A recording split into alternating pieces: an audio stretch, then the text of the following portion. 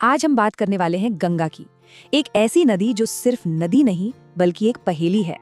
एक तरफ है गहरी आस्था और दूसरी तरफ है उतनी ही गहरी चिंता।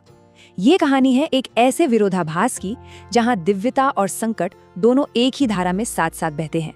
तो सबसे पहले ये समझना जरूरी है कि गंगा आखिर है क्या।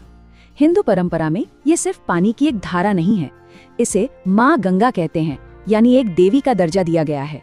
और मान्यता ये है कि इसके पवित्र जल में सिर्फ एक डुबकी लगाने से सारे पाप धुल जाते हैं और इंसान को मोक्ष मिल जाता है।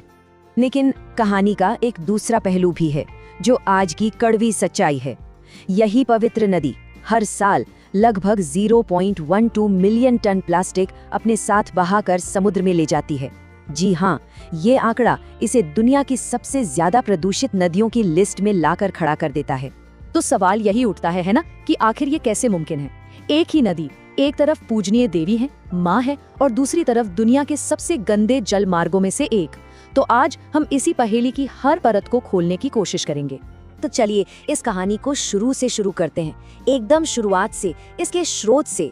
हम चल रहे हैं हिमालय की ऊंचाइयों पर, बर्फीली चोटियों के बीच, जहां गंगा का जन्म होता है और जहां से इसके देवी होने की कहानी शुरू होती है। अच्छा, यहाँ एक बहुत दिलचस्प बात है। गंगा का जो स्रोत है ना, वो असल में एक नहीं, दो है। एक है वैज्ञानिक और दूसरा पौराणिक।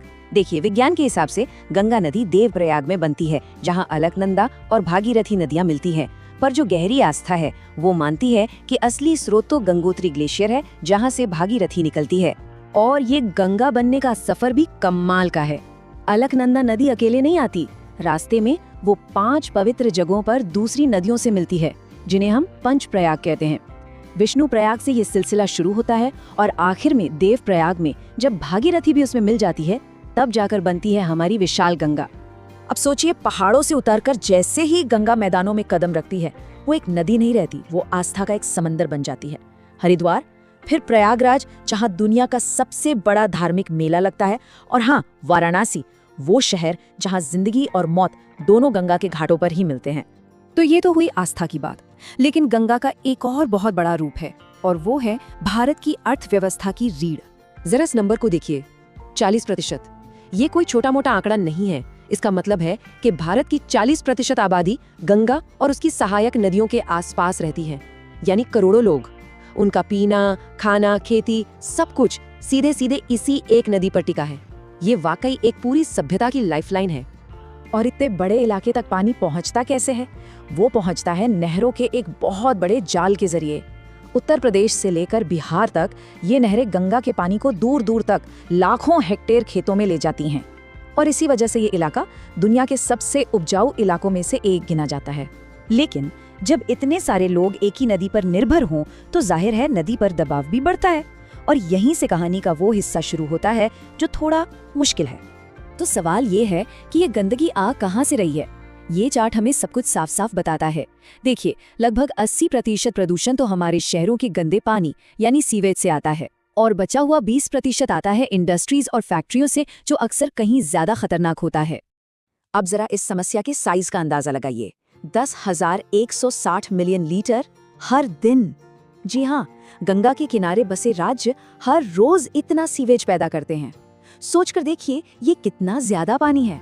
इस चुनौती से निपटना वाकई कोई बच्चों का खेल नहीं है। और सीवेज तो एक बात हुई, एक और नया दुश्मन है जो नदी का गला घोट रहा है, और वो है प्लास्टिक। एक स्टडी बताती है कि नदी में जो भी प्लास्टिक है, उसमें से आधा तो सिर्फ पैकेजिंग का कचरा है, मतलब चिप्स के पैकेट, बोतलें, ये सब। ये धीरे धीरे पूरे इकोसिस्टम को खत्म कर रहा है। तो क्या इसका मतलब ये है कि सारी उम्मीद खत्म हो गई है? बिल्कुल नहीं। कहानी अब एक उम्मीद भरे मोड़ पर आती है, क्योंकि जहाँ समस्या है वहीं उसका समाधान भी है, और इंसानों ने इसे बचाने के लिए जो कोशिशें की है वो भी देखने लायक है। यहाँ देखिए, ये एक तरह की लड़ाई है। एक तरफ है गंगा के कुछ खास जीव, जैसे कि गंगा की डॉल्फिन जो देख नहीं सकती, और घड़ियाल, ये दोनों ही खतरे में हैं। लेकिन दूसरी तरफ है इन्हें बचाने की कोशिशें, जैसे प्रोजेक्ट डॉल्फिन और घड़ियालों को फिर से बसाने के कार्यक्रम। ये एक उम्मीद की जंग है।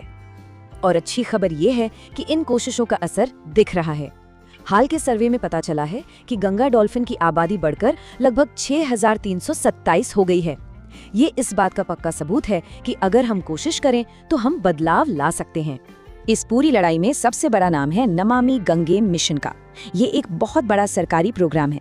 आप देख सकते हैं कि 2025 के आखिर तक इसके तहत 500 से ज्यादा प्रोजेक्ट शुरू किए गए, जिनमें से 344 पूरे भी हो चुके हैं। और सबसे जरूरी बात, सीवेज ट्रीटमेंट की क्षमता को बहुत ज्यादा बढ़ाया गया है। प्रदूषण से लड़ाई तो चल ही रही है, पर अब एक और बहुत बड़ा खतरा सामने आ खड़ा हुआ है। एक ऐसा खतरा जो शायद इन सब पर भारी पड़ सकता है, और वो है क्लाइमेट चेंज, यानी जलवायु परिवर्तन। अब ये कैसे काम करता है, इसे समझना बहुत जरूरी है। देखिए, 3 स्टेप्स हैं। पहला, गर्मी बढ़ने से हिमालय के ग्लेशियर्स तेजी से पिघल रहे हैं। दूसरा, शॉर्ट टर्म में तो इससे नदी में पानी बढ़ जाता है, जो अच्छा लगता है।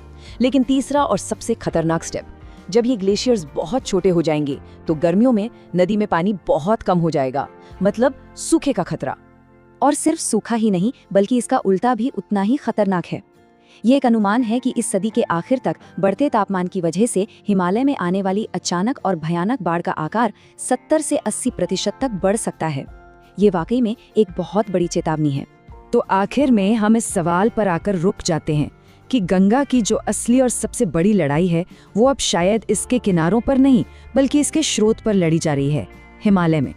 एक तरफ एक देश की कोशिश है नदी को बचाने की, और दूसरी तरफ है पूरी दुनिया की बदलती हुई जलवायु।